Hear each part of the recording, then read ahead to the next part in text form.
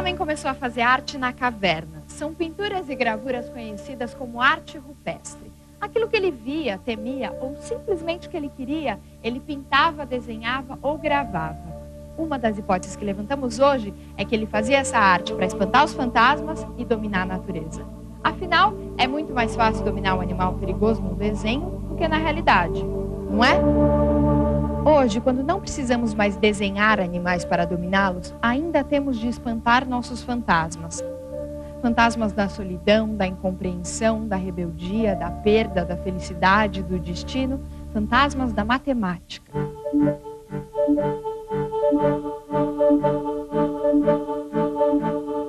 "40 mil anos depois, da pintura das cavernas, ainda fazemos arte. Talvez pelo mesmo simples motivo. Fazemos arte porque somos humanos."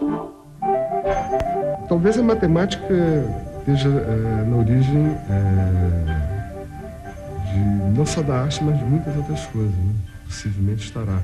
E, quer dizer, também não sei se toda a arte tem a ver com matemática. Uma boa parte da produção tem, né? De alguma maneira tem. Eu poderia citar talvez uma fonte, um trabalho que eu fiz em 92. Para mim, quer dizer, essa peça, sobretudo, ela lida com a questão do número, ou seja, tem aí uma espécie de utopia de materializar talvez o mais abstrato dos conceitos, que é o conceito do número, quer dizer, é tornar plausível essa coisa tão imaterial, né? Esse trabalho, na verdade, ele me acompanha desde primário, ginásio, enfim, escola. E eu fazia como esses desenhos repetitivos, né, que você faz quando a aula está chata, telefonando.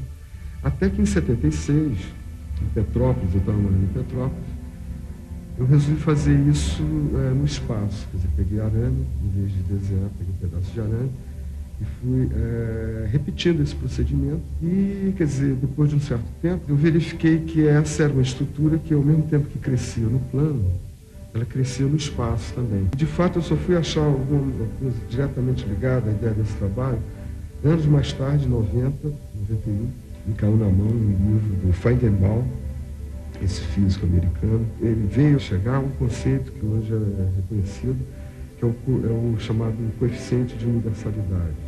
Mas justamente o conceito que o Feigenbaum utilizou foi o conceito de cachoeira de bifurcação, né? Um conceito que eu acho muito bonito assim. E, de uma certa maneira, tem a ver com esse trabalho. Só cheguei a essa possível explicação bem depois de ter feito.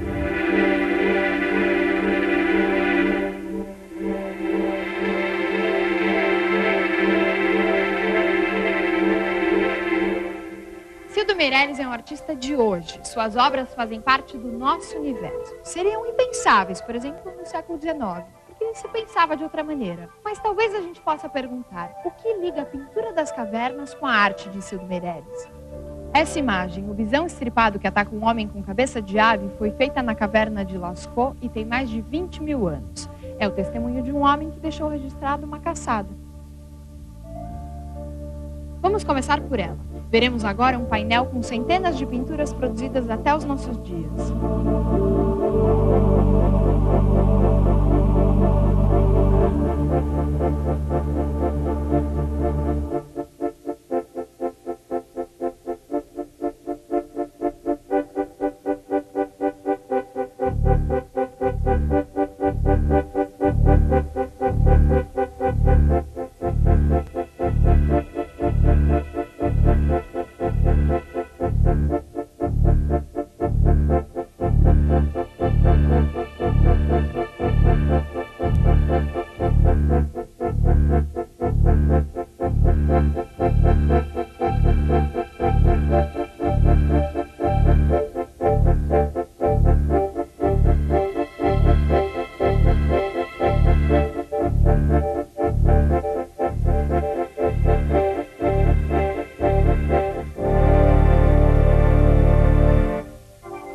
Vendo assim rapidamente, a gente consegue perceber uma evolução no jeito do homem fazer arte. A gente não consegue ver cada pintura, mas consegue captar uma forma que se transforma.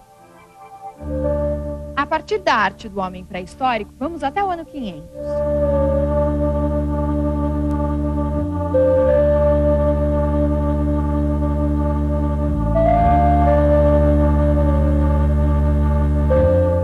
mosaico A Pesca Milagrosa e a Vocação de São Pedro está em Ravenna, na Itália. Ele mostra São Pedro e um pescador puxando a rede cheia de peixes no mar e em terra Jesus abençoa a pesca.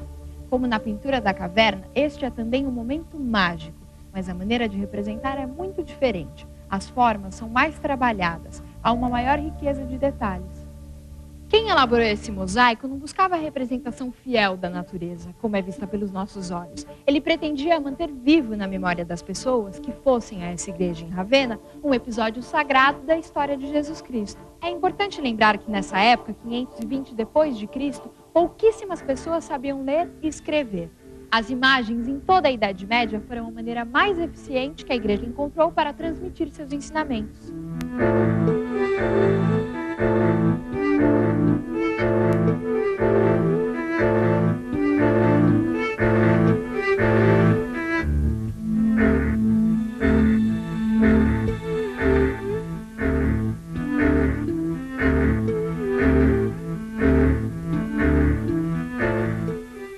Para satisfazer as necessidades dessa obra, não foi necessário o uso da perspectiva. Vamos continuar. Vamos avançar mais 900 anos.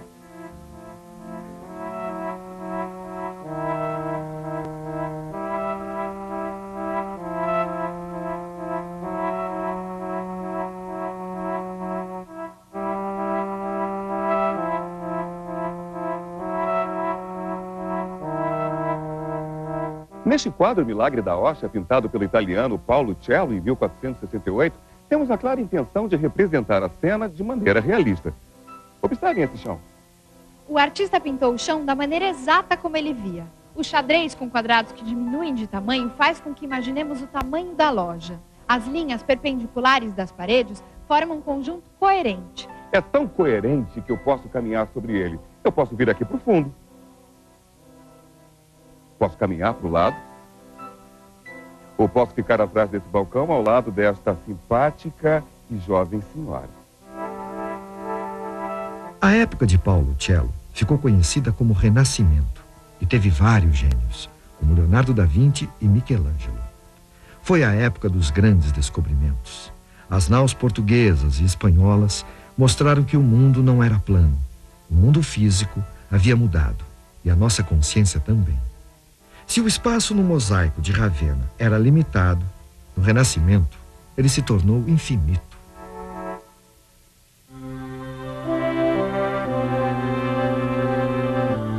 Para isso, a arte buscou o auxílio da matemática, ao incorporar técnicas de geometria utilizadas para representar o espaço físico.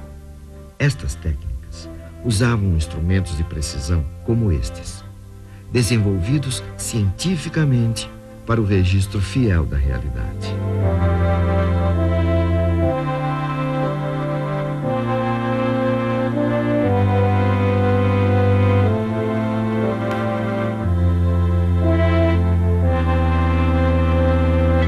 Mas não foram só as artes que, nessa época, se aproximaram dos procedimentos científicos. As grandes navegações e a ampla atividade comercial desse período impulsionaram o desenvolvimento, a incorporação e a utilização generalizada de diversas técnicas matemáticas. Uma delas foi a dos cálculos com algarismos, que seriam impossíveis sem a incorporação de um importante símbolo matemático, que até então não era utilizado no Ocidente: o zero. Nesta gravura da época, vemos ao centro a aritmética, a arte de fazer cálculos. De um lado, um jovem faz cálculos com um ábaco, uma espécie de calculadora usada na antiguidade e durante toda a Idade Média. Do outro, um jovem faz cálculos com os algarismos recém-incorporados à cultura europeia. A época do Renascimento, muito conhecida pelo trabalho de seus artistas, também foi um importante período para o desenvolvimento da matemática e das ciências. Depois do Renascimento, as mudanças começaram a vir cada vez mais rápidas. A cada 100 anos já tínhamos novidades. Vamos correr mais um pouquinho com a nossa história da arte.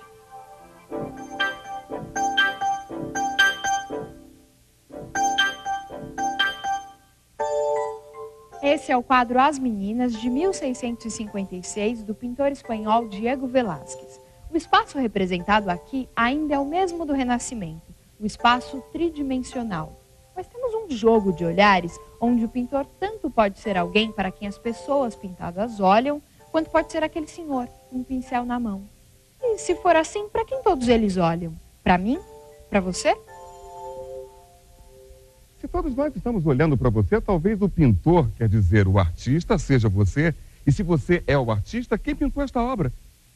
Isso deixa a gente confuso e essa ideia de arte em um minuto me deixou fora do tempo. Mas, enfim, se você é o artista, o que é arte? Arte, para mim, é tudo. Qualquer coisa que foi criada, escrita, pintada, pensada, pode ser considerado arte. A arte é a expressão da alma, a expressão do ser humano sobre o planeta, né? E a arte é tudo que expressa emoção. Se existe emoção, existe arte e ela pode ser expressa de qualquer forma, falando, gesticulando, sorrindo, brincando, de qualquer maneira. Para mim é a melhor coisa do mundo. É o que eu gosto, é o que eu vejo no mundo, eu só vejo o mundo através da arte. Tudo que está acontecendo numa civilização naquele determinado momento é expresso na arte, por isso que existem vários tipos de arte. É impossível chegarmos a uma definição exata do que é arte. Mas é certo que existem artistas e seus trabalhos buscam, em geral, o que chamamos de sensação estética. Suas obras buscam tocar o coração dos que veem, emocionar, causar estranhamento, levar à reflexão. A maneira que eles encontram para isso varia em cada época. Todo mundo mudam as formas de expressão. E isso não acontece apenas nas artes, mas em todas as formas de conhecimento.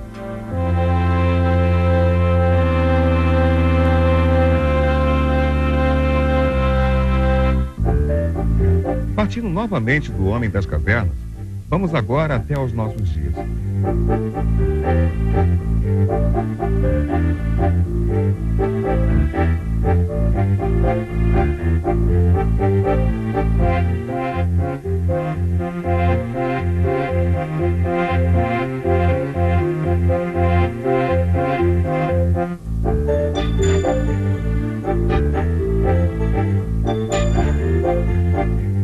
Veja só, aqui não há jogo de olhares e nem é possível caminhar no quadro. Depois de registrar seus feitos nas paredes das cavernas, contar os episódios sagrados nos murais, esculturas e mosaicos, criar técnicas sofisticadas para retratar o que se vê, o homem chegou ao século XX buscando novas maneiras de se expressar.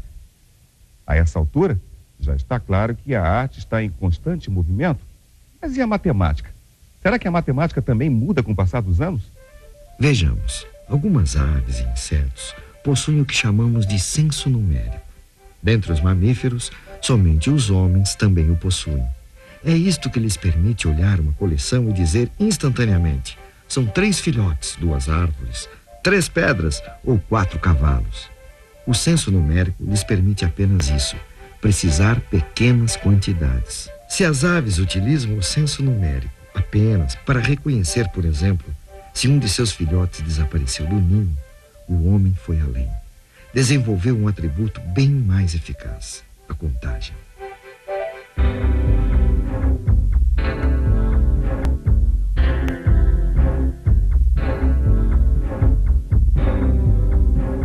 Numerando os objetos um a um, pode-se contar conjuntos de coisas muito maiores que os percebidos somente pelo senso numérico.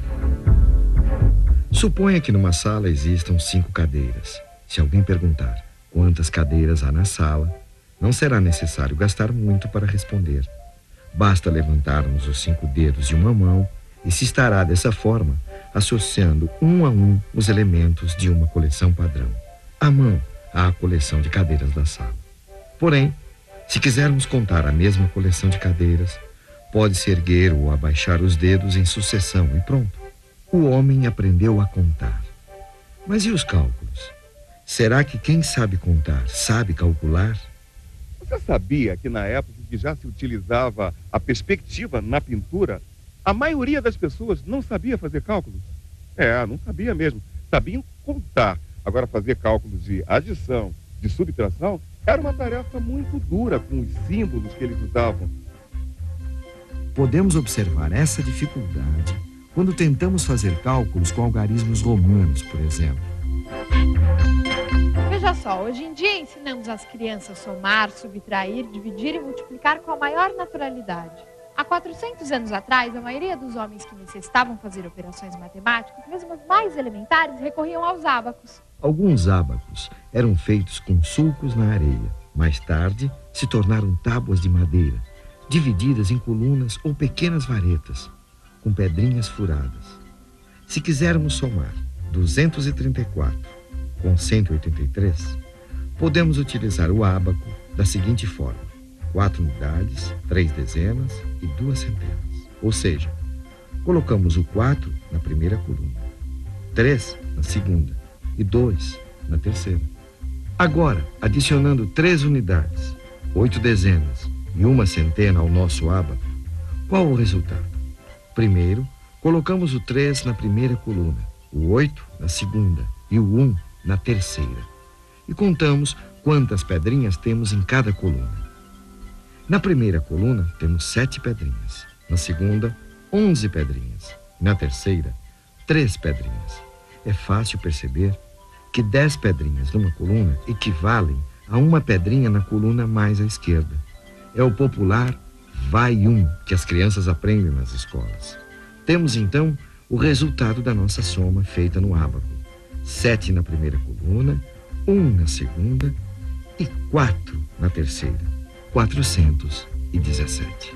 Lá na Roma Antiga, pessoas que sabiam fazer conta o faziam com o uso do ábaco e usavam os algarismos para registrar os valores. Quer saber de uma coisa? Muito do que a gente acha natural hoje, algumas civilizações sequer imaginaram existir. Qual foi a maior invenção do homem? É o computador, né? Televisão. Penicilina, não? Acho que o foguete. O telefone. O avião, né? A melhor invenção do homem. A roda. Tem uma coisa que você não pensou. O zero. O zero do nosso sistema de numeração. O zero funciona como um guardador de lugar e indica a ausência de valor numa certa ordem. Dá uma olhada nessa frase encontrada num livro árabe do século X. Sempre que não houver uma quantidade para representar as dezenas, ponha um pequeno círculo para guardar o lugar. Veja só, é impossível diferenciar o 43 do 403, do 430 ou do 4030. Sem o zero, o registro dessas quantidades diferentes é sempre 43. Assim, tudo leva a crer que a descoberta do zero foi uma espécie de acidente, causado pela tentativa de registrar o resultado de algumas operações feitas com o ábaco. A ausência de pedrinhas no ábaco deve ter sugerido a algum matemático antigo a ideia do zero. Muitos resultados não apresentavam pedrinhas, números para serem registrados. É aí que entra o zero, para guardar o lugar. O zero faz os números saltarem. O 5 na primeira casa é 5. Na segunda, com um zero ao lado, é 50. E assim por diante. Esse sistema torna-se prático para realizar operações. Mais tarde, passamos a escrever números imensos, como 6,02 vezes 10 a 23, ou seja, 602 acompanhado de 21 zeros. O zero está presente mesmo quando a gente não vê. Quando escrevemos 1986, na verdade estamos somando 1000 mais 900 mais 80 mais 6. Olha só quantos zeros tem aí. Agora, não vá pensando aí que os antigos são menos inteligentes, porque mesmo sem o auxílio do zero, os gregos e os seus seguidores mais diretos, os romanos, construíram impérios fortes e muito criativos. Com sistemas numéricos que para a nossa cultura podem parecer mais confusos, os egípcios construíram pirâmides e desenvolveram uma precisa astronomia.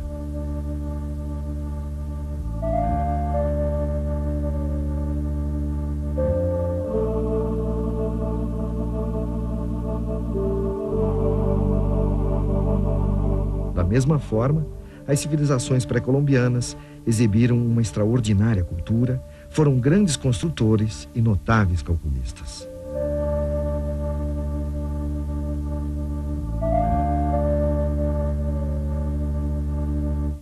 Destacadamente, os sábios maias erigiram um sistema posicional de base 20, onde escolheram um símbolo parecido com o caramujo, que é o nosso velho conhecido guardador de lugar, o zero. Se eu precisasse contar os livros de uma estante, eu poderia fazer assim. pequenos riscos, deslocar pedras ou contas. Estaria usando o ábaco. Foi difícil. Quase 7 séculos foram necessários para que vencessem a briga os algoristas. Em vez de criar contas com ábaco, como faziam os abacistas, eu posso fazer usando algoritmos, técnicas de cálculo.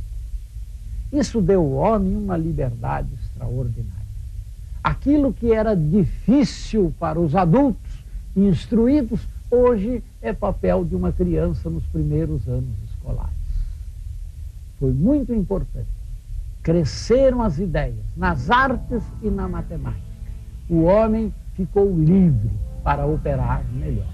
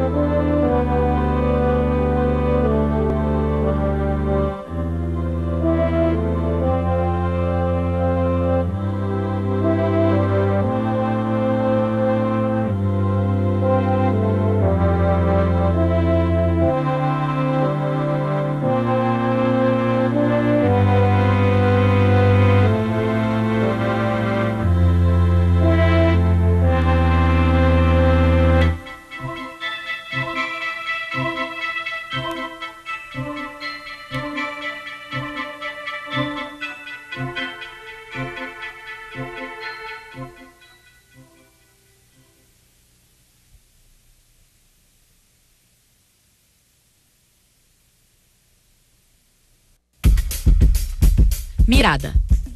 O Festival Ibero-Americano de Artes Cênicas de Santos atrai os olhares, ou as miradas, de 2 continentes para o mesmo foco: o intercâmbio entre culturas.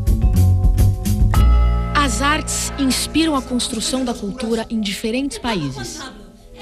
Múltiplas narrativas, identidades, memórias, estéticas. A produção teatral ibero-americana é tão diversa quanto a cultura dos países que a compõem. Difundir essa diversidade, compartilhar experiências formativas e estimular o diálogo são alvos do Mirada.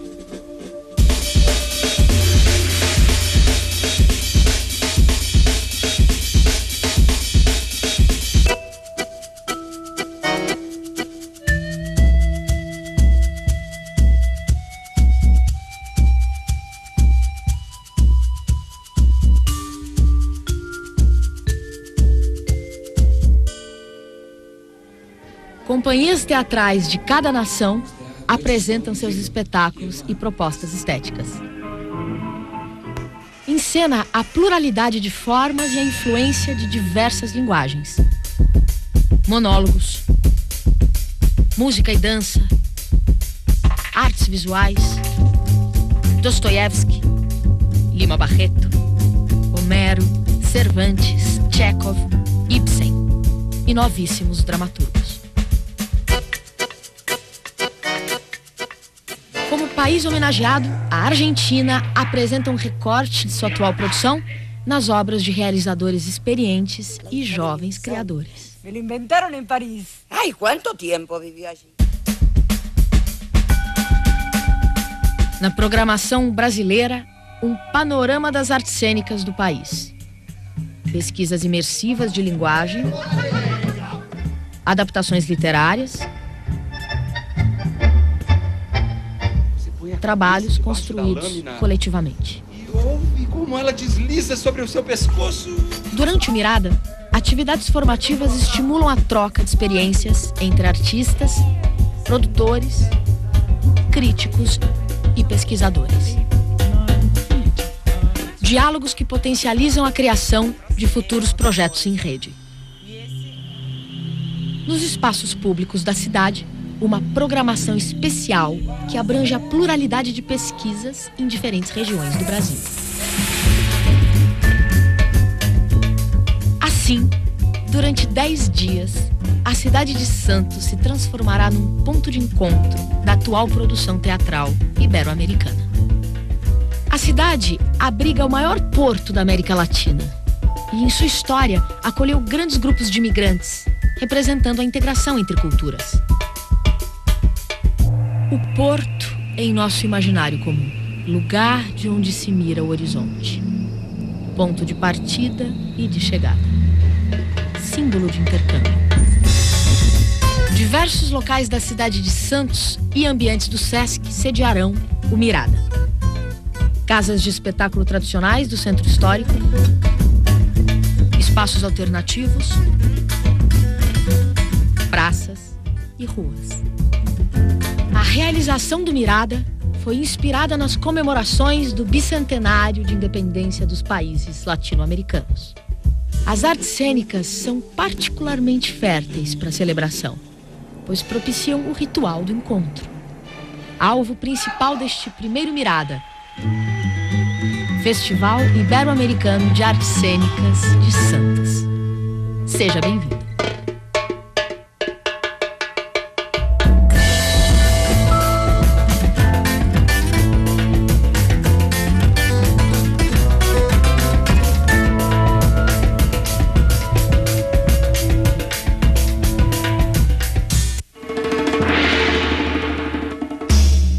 Da manga escura de um mágico, os cantores do rádio espalham canções de amor pela grama sobre o orvalho noturno e preveem para o futuro, qual cartomantes, o que se quiser supor. Mas na antena do estaleiro distingo observadores mais dignos de apreciar o amor. Do alto de seu galho, 5 luzes vermelhas remotas se aninham, fênix silenciosas, ardendo, aonde nunca chega o orvalho. Você já imaginou se existisse uma máquina onde você pudesse escolher o seu destino? Você poderia escolher lutar pelos direitos de um povo e pelos seus ideais. Ou você poderia escolher a paz, promovendo a união entre as pessoas. Você poderia escolher entre a destruição e a preservação, zelando pelo futuro das próximas gerações. E você poderia escolher a alegria, fazendo as pessoas sorrirem mais. Você poderia decidir entre a omissão e a atitude. Alô? É a maioria do seu Ramires, sim. Entrega? Fazemos sim. Tá bom, obrigado. E cada escolha sua traria uma consequência. De quem foi a brilhante ideia de fazer a entrega. Parabéns. Você agora é o meu gerente. Nessa máquina aqui, você pode escolher o destino que quiser. Nessas eleições, vote consciente e ajude a escolher não apenas o seu futuro, mas de todo o Brasil. Saúde é bom saber. Quando uma pessoa é hipertensa, quando a pressão arterial está acima do limite considerado normal, que na média é 12/8.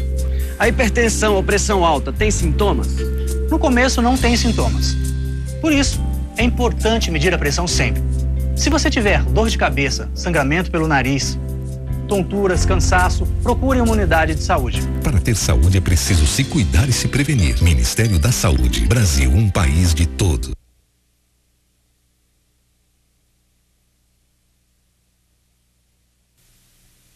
Eu daria tudo que tivesse pra voltar aos dias de criança.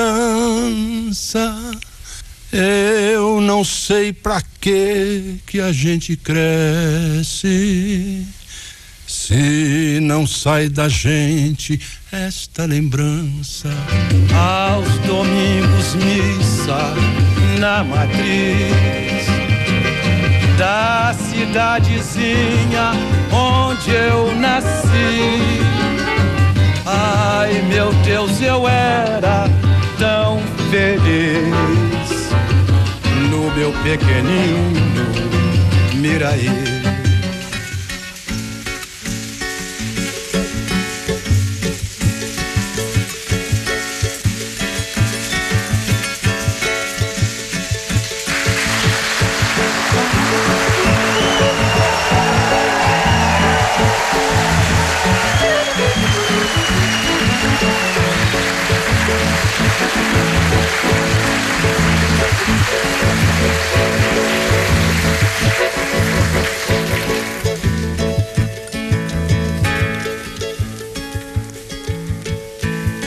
Deus, meu Pai, meu Mestre, agradeço toda a ajuda que vós tendes me dado.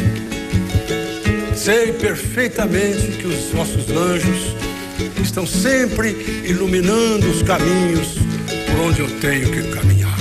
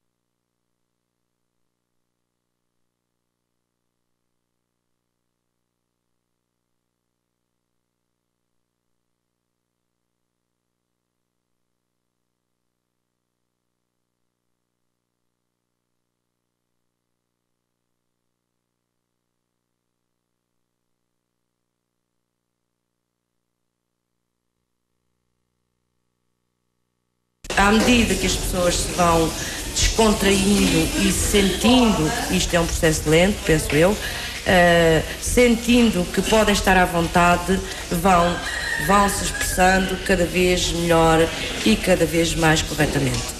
O STF recorda os bons momentos com tantos amigos na companhia em Portugal. Eu nunca me senti tão bem, tão orgulhosa de ser portuguesa e de ser professora.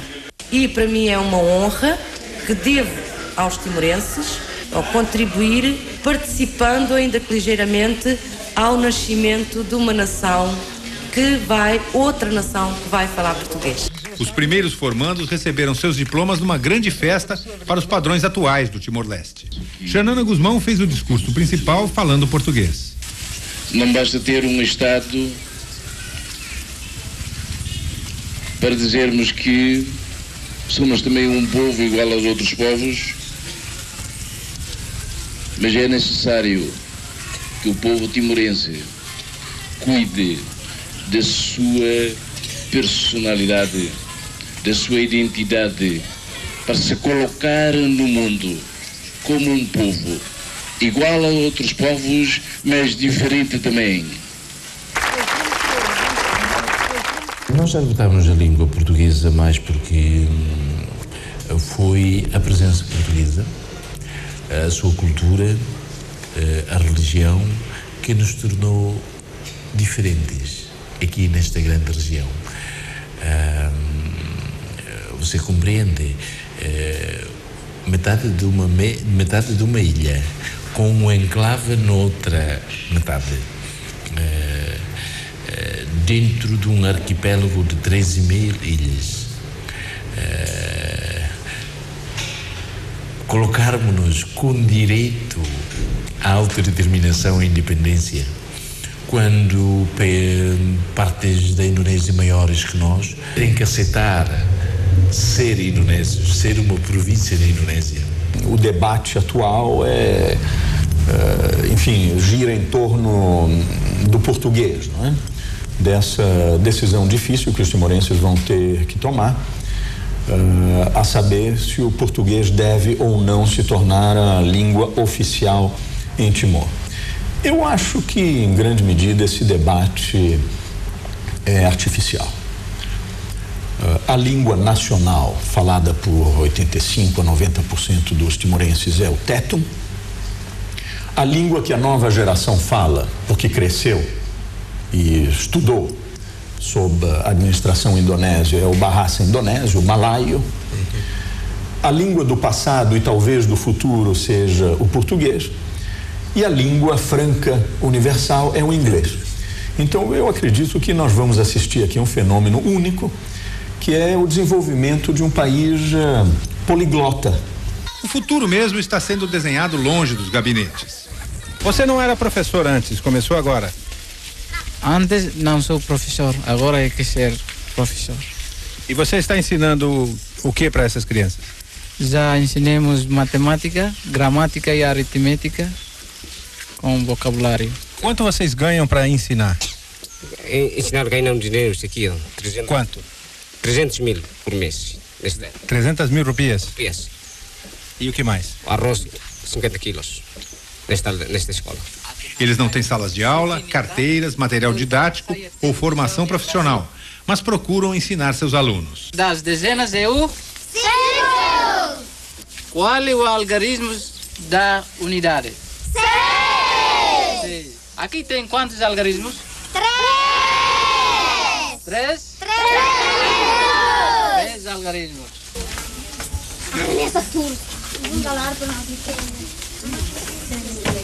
O que significa o CNRT?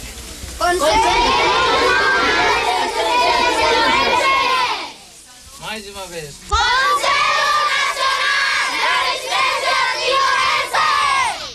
As crianças já sabem algumas canções. Uma delas, em português, fala sobre a menina do Chapeuzinho Vermelho que vai visitar a vovozinha.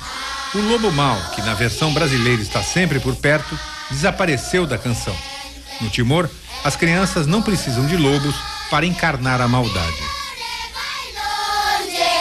Lembro este bolo que a mamãe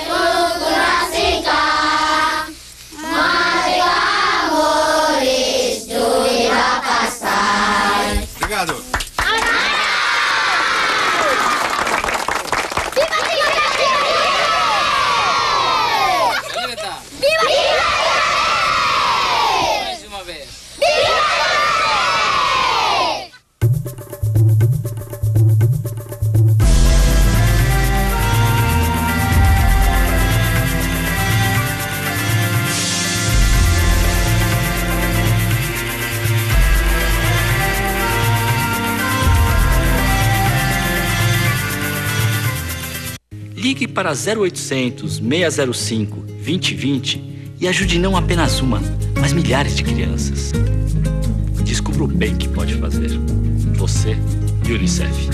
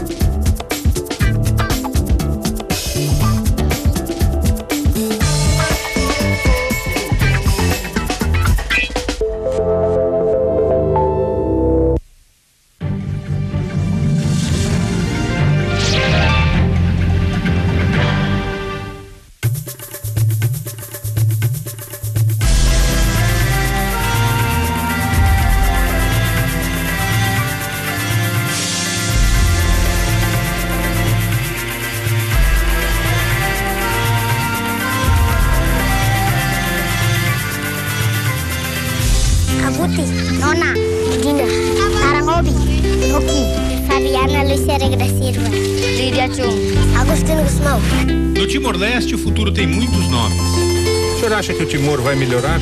Sim, o Timor, creio que sim. Eu ver, vai o futuro com o Timor está bem. Agora nós sair uma nação, não é da colonial da Indonésia. Agora já. Se a gente ficar atrasado é a mesma coisa que a gente está um passo para trás.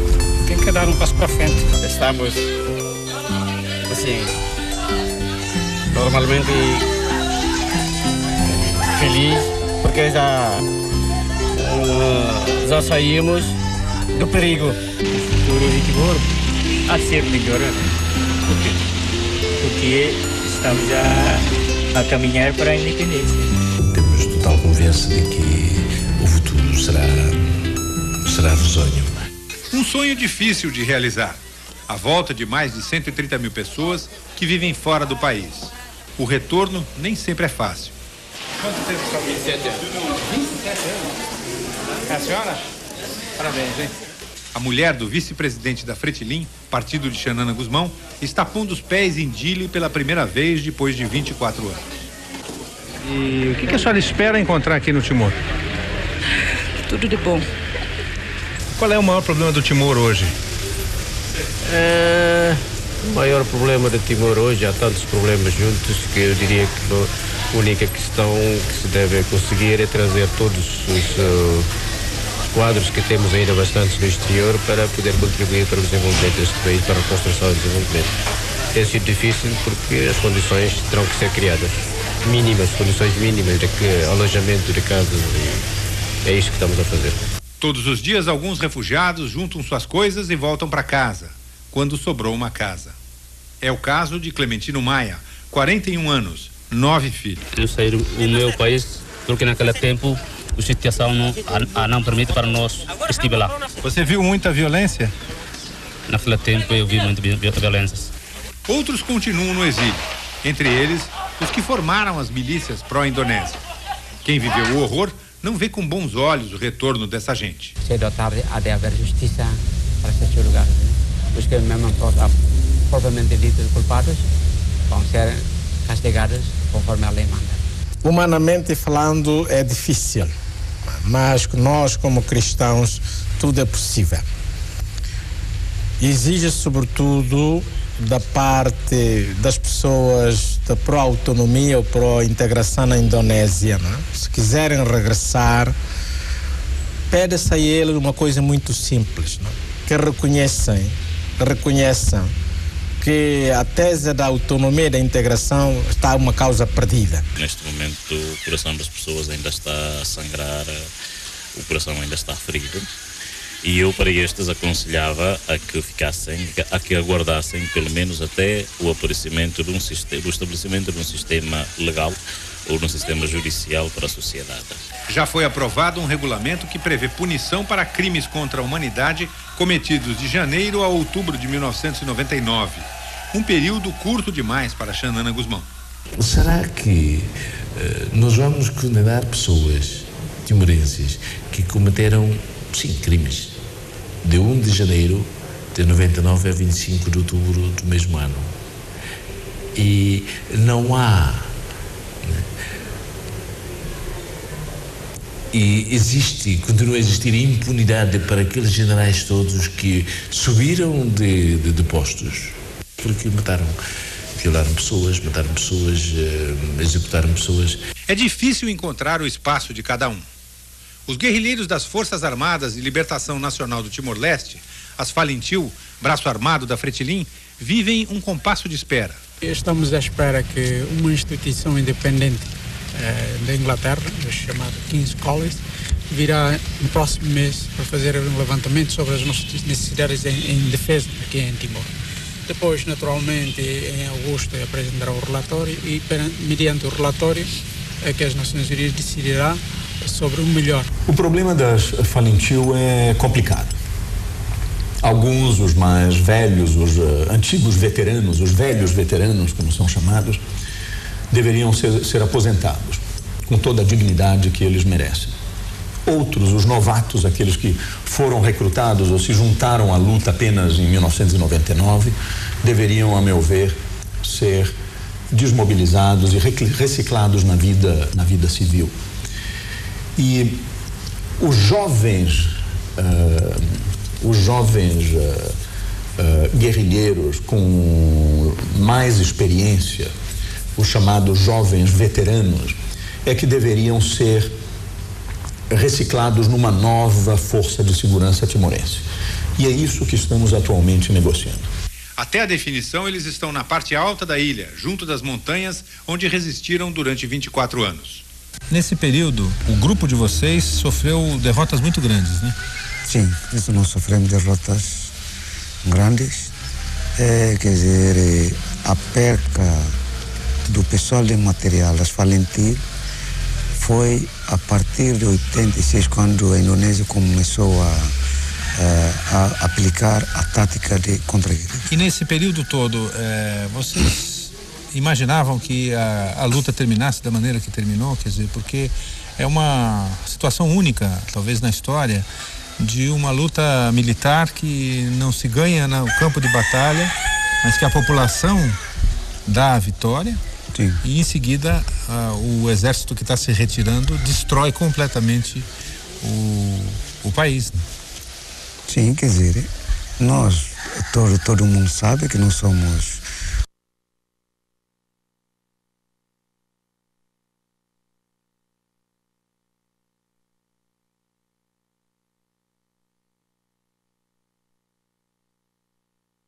talvez na história